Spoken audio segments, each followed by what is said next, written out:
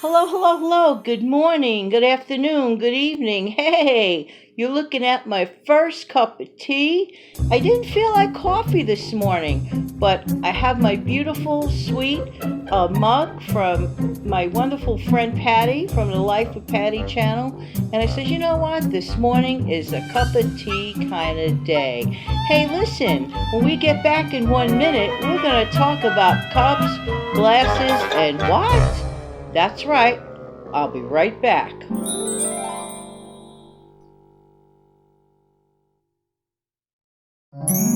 Good morning, everybody. This is Jan from New York City, and my channel name is Jan from New York City Saves Money. How you doing today? Hope you're having a nice Sunday. Just got up a short time ago, and today I just didn't feel like Joe. I felt like tea. I don't know. Every once in a while, it's a tea kind of day. You know, a minute ago I mentioned that I'd like to talk about cups and glasses. Not so much about the cup or the glass, but the contents. I've been drinking my tea since the last few minutes after I filmed the last clip. And right now, is my cup of tea half full or half empty?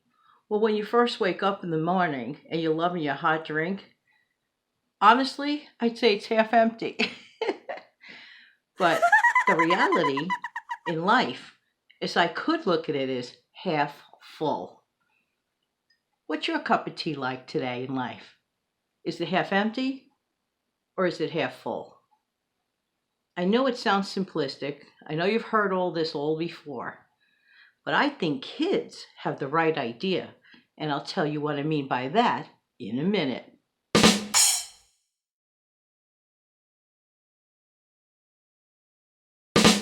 You know, sometimes I am convinced that children have the right idea in life. They are always so positive. They will always find another way to do something. Do you remember being a kid and trying to build a fort with pillows? They call it mountains, they call it roller coasters, they imagine everything. And usually it's just for fun. And that, at the end of the day, fun is very, very important. But you know what? That attitude comes from positivity. How come we lose that as we get older? I wonder about that sometimes. Anybody out there have any idea? Why?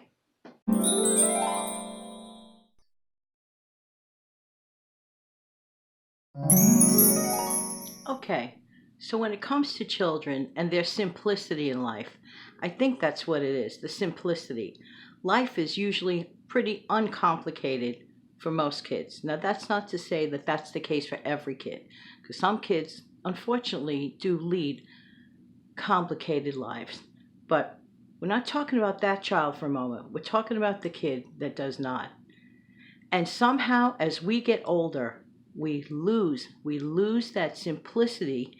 We get older, things get more difficult, things get more complicated. But doesn't it make sense for us as adults that we hold the key to positivity? And we could either view our cup of tea as half empty or as half full. Sure, the selfish part of me wants more tea. So I looked at it as half empty. But for the most part, the truth be told, I look at things in life sort of like a kid. I rather think that that cup of tea is half full. For some reason, it just makes for a better day. So I come to a conclusion.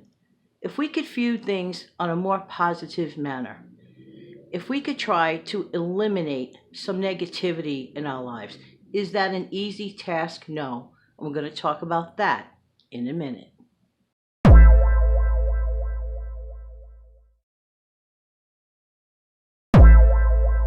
Part of losing some of that negativity is going through the closet in our brain and getting rid of some clutter, sort of like a mental decluttering task. Just like we go through our closets and our drawers and wherever we're trying to get rid of stuff, we like to declutter, we like to purge. We need to find ways that we can do that. One, as much as possible, limit your time around negative situations.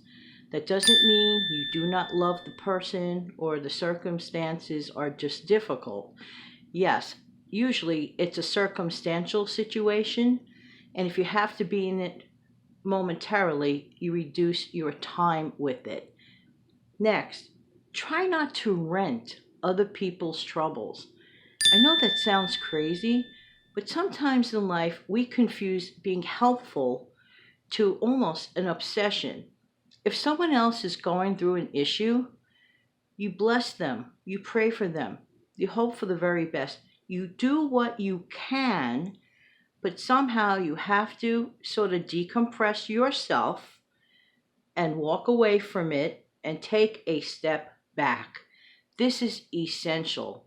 This is part of keeping what you cleaned out of your mental decluttering, keeping it intact and keeping it sort of kind of in a neat little box. And the reason you do that is for self-preservation. Aha, does that sound like a guilty word? And I'll be right back. Okay,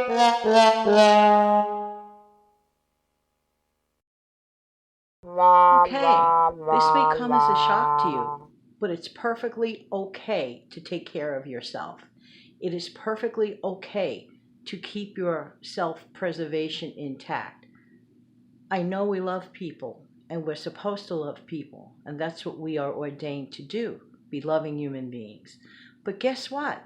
This sounds weird sometimes, but you also need to love yourself. Love yourself as much as you can love other people. I'm not saying get a mirror and throw hugs and kisses on it like this, although I do know some people that have done that and it looks ridiculous. But love yourself in a deeper way, in a way that keeps your mind preserved so that in truth and in fact, you can actually help others better. How do you do that? Taking some time to rest. Take a mini vacation in the middle of your work week. Work out, exercise, ignore the phone momentarily, make your return calls later at a better time. Everything I'm mentioning sounds so simple, and yet, for some reason, some of us find it difficult. You have to take care of your glass. You have to make sure that your glass is half full to keep that childlike positivity and mental decluttering going on. And you will be the better person for it. So there. So in the meantime, this has been Jan from New York City. Jan from New York City saves money